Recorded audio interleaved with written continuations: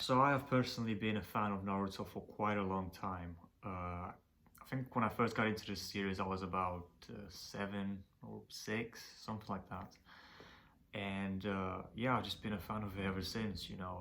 I was super into it. It's what really got me into anime, really, along with a few other series. But I think Naruto was like my favorite one, I'd say.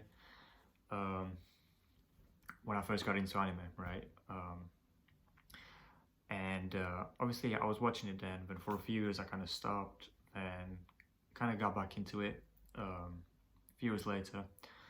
And once the series started finishing, I pretty much went to the manga, which I don't usually do. I'm not really big into manga. And I was actually, for like, I'm not even sure, maybe like the last 20 chapters or so, was actually following the manga week to week. So I actually got to watch the ending as it came out in 2014 when the manga ended. Obviously, there were a lot of issues at that point in the series, which I didn't really like. And at that point, I just wanted to see how it ends, like a lot of fans, Even at that point, and even now, while there obviously are a lot of issues with the series, it still means a lot to me because, like I said, it's what really got me into anime and one of the shows that one of my first series that I watched, one of the first shows that I watched. So obviously, when it ended, one of the things that I really did not want to happen was for them to just keep milking it, right? And just keep putting out content and movies and episodes and chapters after the series ended, like after after chapter 700 when it ended. Which obviously, as we know, they did when they announced Boruto. And we kind of knew this was going to happen at the end of chapter 700 because how it ended, right? We see Boruto and all the other kids of the characters, and a lot of us knew they were going to make a series about that, which I was not interested in. I was like, I don't care about this.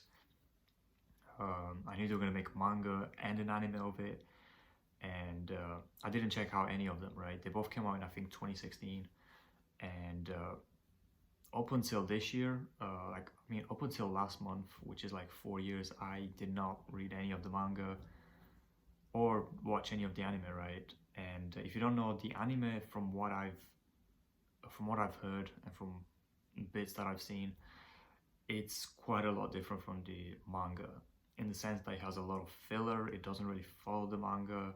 I mean, at the start it kind of does, but then pretty much most of it is filler, right? Because right now there's 170 episodes of Boruto, I think, and there's only right now 51 chapters of Boruto.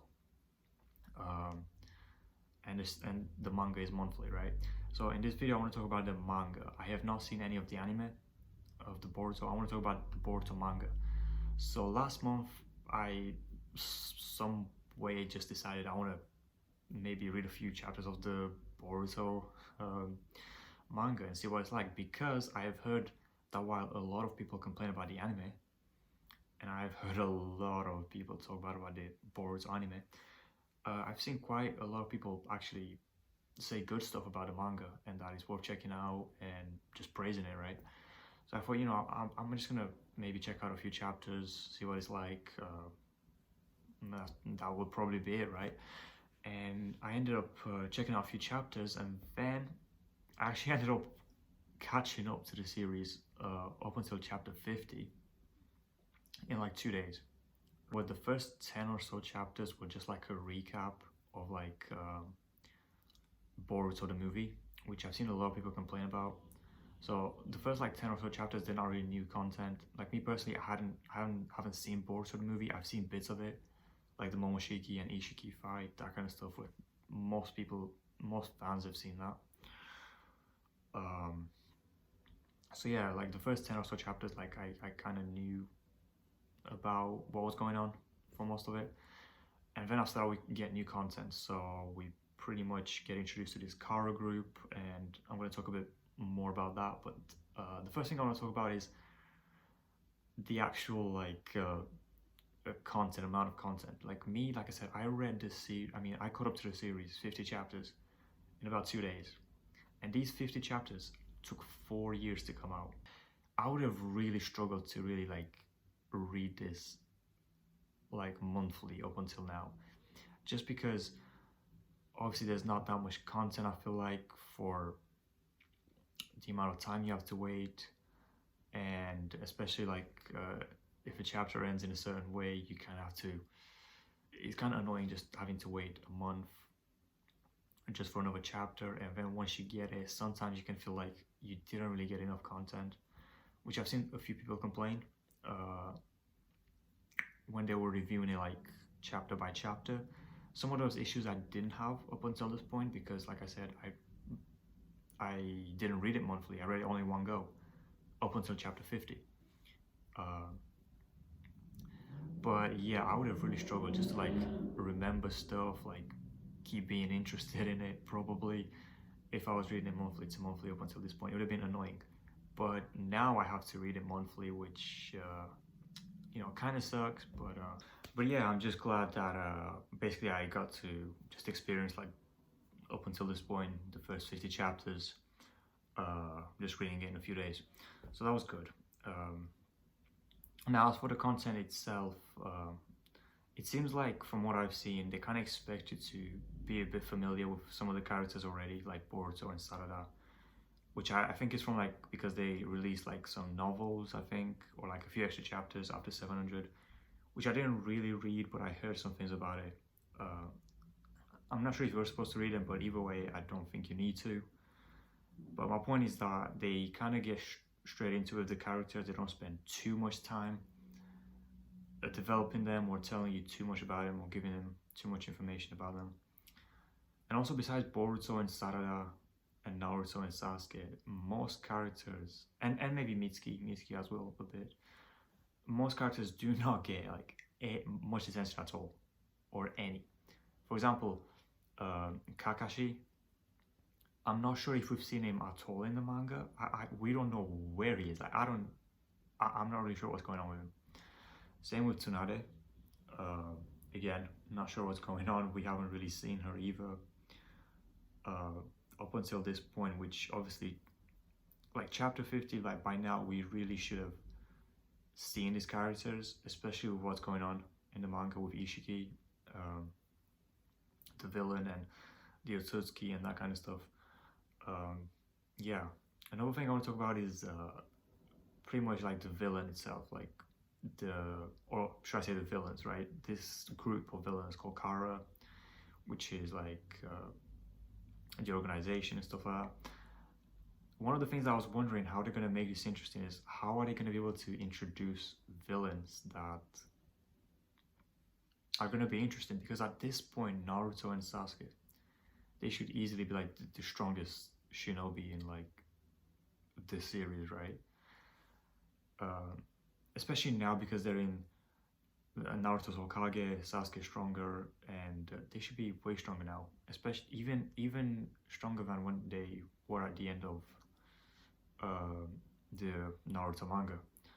So I was wondering how are they going to make this interesting, the villains, and as I thought they would, they pretty much made Naruto and Sasuke seem a lot weaker, which I really don't like, because watching some of these, like reading some of these fights in the manga, it's just like, it's a bit like they should not be weak like this, right? Like, they should be a lot stronger. So that's kind of an annoying thing, but I guess I understand it. And they did the same thing with Sasuke, and the thing with Sasuke is like, I've always felt like he has a lot more techniques than Naruto that he can use. A lot of powerful techniques, right? Like a lot of strong techniques.